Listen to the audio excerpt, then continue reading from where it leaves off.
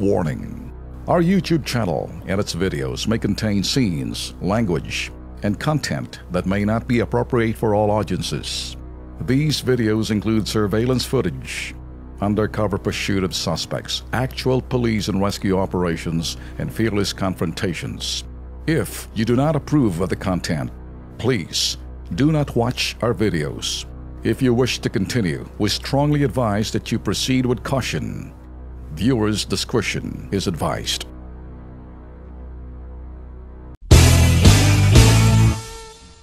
Eto naman si Champurado Luga Oroscaldo.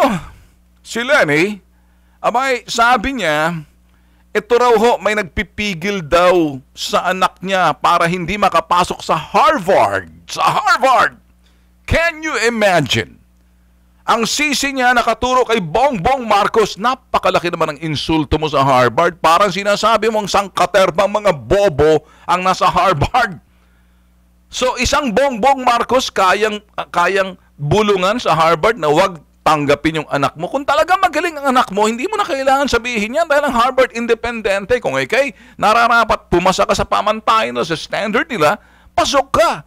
Bakit mo itinuturo kay Bongbong? Nananahimik si Bongbong. Naghahanap nga siya ng sumbong-sumbong ng bonggam-bonggam-bongbong. Si Bongbong Marcos. Malay mo, malagay pa yan sa DILG Secretary. Mag-isip na lang siya. Ito kasi mga boss, can you imagine? Ang Harvard ho, wala sa Pilipinas. Siguro kung may university ba dyan sa Harvard, Cubao? Wala, hindi ba? Saan ba Harvard? Iba yung pamantayan, iba yung nangangasiwa, iba hindi kasama. Ngayon, parang gusto mong sabihin, ang Harvard, pag-aari ni Bongbong Marcos, napapraning ka na rin. Mukhang atang, kinakailangan mo rin magpatingin.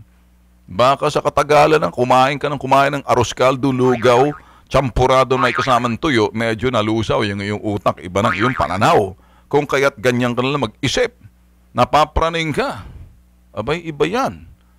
Baka kanya, sinisisi si Bongbong Marcos na hindi raw, kaya raw na pumipigil na uudlot ang pagpasok ng baka ob-ob din yung anak mo, hindi kaya? Baka nagmana sa iyo kaya hindi pumasa.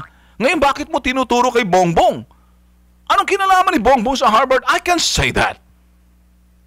Mukhang ito lang, Asus Maria Josep, may sample lang na po.